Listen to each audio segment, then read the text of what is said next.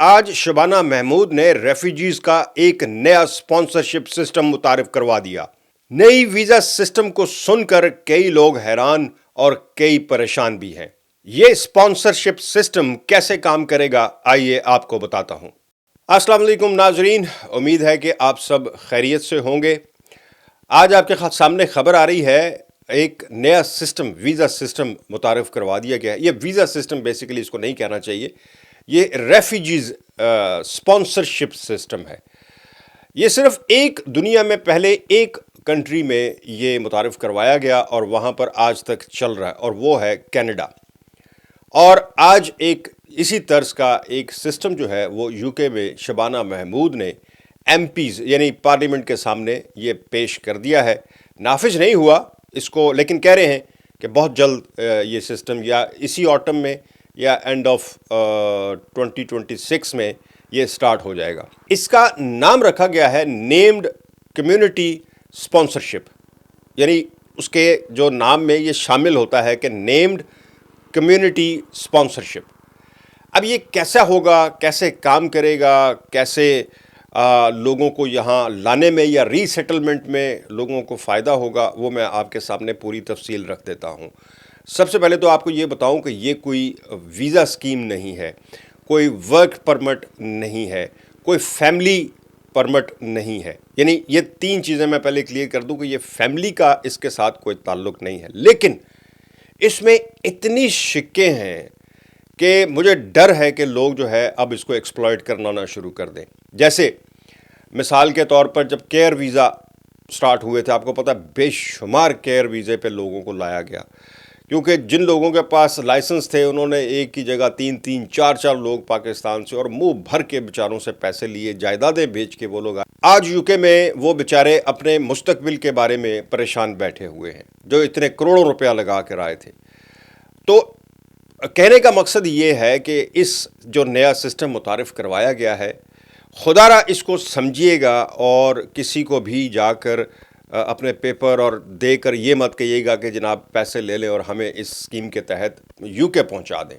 اس system کو سن لیں، یہ کن لوگوں پر ورک کرے گا، کون لوگ آ سکتے ہیں، کون بلا سکتا ہے، سٹیپ بائی سٹیپ میں آپ کو بتاتا ہوں۔ سب سے پہلے تو یہ جی کون لوگ آ سکتے ہیں، اور کینیڈا میں اس سے پہلے جو چل رہا ہے وہ کیا ہے، میں وہ بھی آپ کو ڈسکس کرتا ہوں، کیونکہ آپ کو پتہ ہونا چاہیے کہ کینیڈا میں کیا، کس اصول کے تحت یا کس رول کے تحت یہ کام کرتا ہے۔ تو وہ آپ جو اس کا فریم ہے نا، وہ اپنے ذہن میں رکھیے گا کہ وہاں جو ہو رہا ہے، کیونکہ کہا گیا ہے آج جب پیش کیا گیا کہ یہ کینیڈا کی طرز پر ہم نے نافذ کرنا ہے، یہ ورڈ یوز ہوا ہے کہ کینیڈا کی طرز پر ہم یہ سسٹم لے کے آ رہے ہیں۔ اچھا، کون لوگ آ سکتے ہیں؟ اس میں جناب وہ لوگ آ سکتے ہیں جن کو اپنے ملک میں کوئی جان کا خطرہ، کوئی سیاسی پرابلم، پناہ کی تلاش ہوتی ہے نا، جن ملکوں میں کوئی وار سچویشن ہے، یوکرین ہو گیا، اور کہہ لیں سوڈان ہو گیا، اس طرح کے ملک جہاں پہ بے یقینی کی صورتحال ہے، ان لوگوں کو پرائرٹی دی جاتی ہے۔ یہاں پر یو کے میں جب وہ اسائلم کرتے ہیں یا وہ پناہ کی درخواست دیتے ہیں تو ان کو پرائرٹی دی جاتی ہے۔ سو لہٰذا جو بھی جس کو یعنی یہ لا سکتے ہیں، وہ پہلے تو اس کے یہ شرط پوری ہوتی ہو کہ اس کی جان کو کوئی خطرہ ہو، اس کے ملک میں حالات ٹھیک نہ ہوں، اور اس کی کوئی ایسی مجبوری ہو کہ وہاں اس کی جان کو خطرہ ہے یا اس کی فیملی کو خطرہ ہے۔ یہ تو ہو گیا نمبر 1۔ اس کے لیے وہ ضروری نہیں ہے کہ وہ اسی ملک میں رہتا ہو جہاں پیدا ہوا، یعنی مثال کے طور پر اگر کوئی پاکستانی ہے تو ضروری نہیں کہ وہ پاکستان میں ہی رہ رہا ہے تو اس کو خطرہ ہے، وہ کسی تھرڈ کنٹری میں بھی رہ رہا ہے۔ یہ بڑا امپورٹنٹ ہے کہ اگر وہ کسی تھرڈ کنٹری میں بھی رہ رہا ہے تو بھی اس کو یہاں سے کوئی اسپانسر کر کے کہہ سکتا ہے کہ جی اب وہ چونکہ وہاں اس کو خطرہ تھا، اب وہ وہاں ہے، یہاں اس کو ہم لانا چاہتے ہیں۔ اب آ جائیں کہ کون بلا سکتا ہے، یہ بہت غور سے سنیے گا۔ چیریٹی کمپنیز، مدرسہ، مساجد،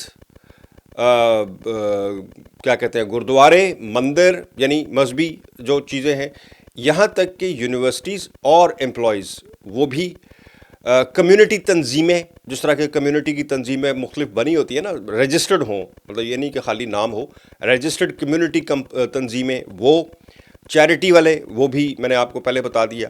سو اب یہ اسپانسر کر سکتے ہیں کسی کو بھی, اور اسپانسرشپ ہوگی کیا میں یہ بھی آپ کے سامنے رکھتا ہوں. سو یہ ان چیریٹیز کو, سوری صرف چیریٹیز نہیں, تنظیموں کو یہ اسپانسرشپ کی اختیار دی جائے گی. اس لیے میں کہہ رہا ہوں کہ مجھے ڈر یہ ہے کہ اس کو کہیں ایکسپلائٹ کرنا نہ شروع کر دیا جائے. اب آ جائیں کہ شرائط کیا ہوں گی. شرائط سب سے پہلی تو یہ ہے کہ جس شخص کو یا جس فیملی کو آپ اسپانسر کر رہے ہیں, اتنی بڑی تنظیم, گروپ ہوگا, یعنی کوئی بھی گروپ ہوگا ایک, چاہے وہ چیریٹی والا ہو, چاہے وہ کسی مدرسے کا ہو, مسجد کا ہو, مندر کا ہو, کسی بھی مطلب کوئی تنظیم ہو, اگر وہ اسپانسر کرے گی تو وہ سب سے پہلے تو جس کو اسپانسر کر رہی ہے وہ یونائٹڈ نیشن کی لسٹ میں وہ درج ہو, رجسٹرڈ ہو ایز اے ریفیوجی. کیونکہ یہ کینیڈا میں, یہاں ابھی یہ اناؤنس نہیں کیا, یہ کینیڈا میں یہ طے ہے کہ جو شخص جس کو بلایا جاتا ہے کینیڈا کے اصول کے مطابق, وہ وہاں پہلے ریفیوجیز کی جو اقوام متحدہ کی جو ریفیوجیز لسٹ ہے اس میں شامل رجسٹرڈ ہو چکا ہوتا ہے.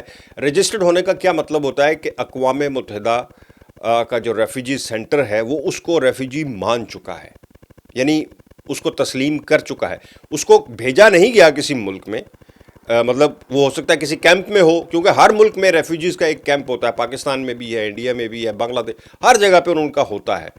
وہ وہاں رہ رہا ہے اور یا کسی دوسرے ملک میں رہ رہا ہے, لیکن ریفیوجیز کو یہ بتا چکا ہے کہ جناب مجھے خطرہ ہے, سو ان کے پاس رجسٹرڈ ہے. نمبر 1 تو یہ ہوگا. نمبر 2 یہ ہوگا کہ جو تنظیم ان کو اسپانسر کرے گی وہ اس کی کھانے, وہ اس کی رہائش, وہ اس کی نوکری اور ایسی تمام چیزیں, یہاں تک کہ جب تک وہ مکمل طور پر وہ انگلش زبان سیکھ جائے, بول جائے, تب تک وہ ذمہ دار ہوں گے. یعنی ہر چیز کی ذمہ داری اس تنظیم کی ہوگی. کوئی یہ نہیں کہہ سکتا کہ یہاں لائے گا تو اس کو لا کر کہے کہ جناب میری طرفوں تسی فارغ ہو, ہن جاؤ اپنا کام لبو. نو, نوکری بھی لے کے دینا ان کا کام ہوگا, روزگار دلوانا ان کا کام ہوگا, صحت ان کا کام ہوگا, وہ رجسٹرڈ کروائیں گے جی پی کے پاس سب کچھ. یہ سب کچھ ان کی ذمہ داری ہوگی, یہاں تک کہ کھانا اور رہائش بھی. سو یہ اس تنظیم کی اس ذمہ داری میں شامل ہوگا.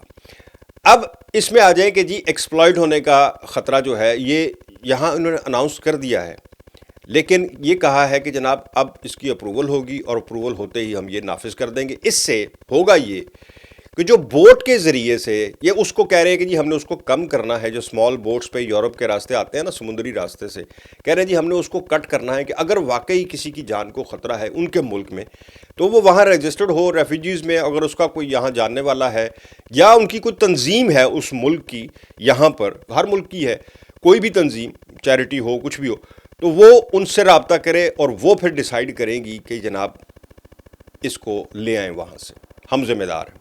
سو یہ بیسیکلی اس طرح, یہ بالکل ورک پرمٹ. ہاں یونیورسٹیز کا میں بھول گیا, یونیورسٹیز بھی بلا سکتی ہیں اسٹڈی ریفیوجیز اس کے تحت. یعنی اگر کوئی ریفیوجی سینٹر میں رہ رہا ہے, رجسٹرڈ ہے, اور یونیورسٹی کو ساتھ وہ رابطے میں ہے, اور یونیورسٹی یہ سمجھتی ہے کہ یہ جناب اس قابل ہے کہ اس کو ریفیوجیز کے تحت جو ہے یہاں اسٹڈی کروائی جا سکتی ہے, اعلیٰ تعلیم دلوائی جا سکتی ہے, تو یونیورسٹی دلوا سکتی ہے. اگر کوئی ورک والا, کوئی کام والا سمجھتا ہے کہ جی اس کو ورک پرمٹ پہ, ریفیوجیز ورک پرمٹ پہ لایا جا سکتا ہے, تو اس پر بھی وہ آ سکتا ہے. آنے کے راستے بہت ہوں گے لیکن شرائط بہت سخت ہوں گی اور ہر کوئی اس میں پورا نہیں اتر پائے گا. بہت جینون کوئی ہوگا کیس, کیونکہ انہوں نے کہا ہے کہ جی ہم اس کو لانے سے پہلے ہی پوری اسکروٹنی کریں گے, نام, شناختی کارڈ, ڈی این اے اور پتہ نہیں کیا کیا, اس کی پوری ہسٹری, وہ ساری چیک ہونے کے بعد اس کی اپلیکیشن اپروو ہوگی. بٹ ایک راستہ کھلا ہے, راستہ کھولا گیا ہے, اس میں کوئی شک نہیں ہے, لیکن بہت ساری شرائط کے ساتھ. سو اگر آپ کو کوئی یہ مشورہ دے کہ جناب ویزے کھل گئے ہیں یو کے کے, تو قطعاً اس بات پر کسی کو پیسے مت پکڑا دینا یا کسی کے ساتھ کسی دھوکے میں نہ آ جانا. بس بتانا صرف یہ ہے. مجھے دے اجازت. اللہ حافظ.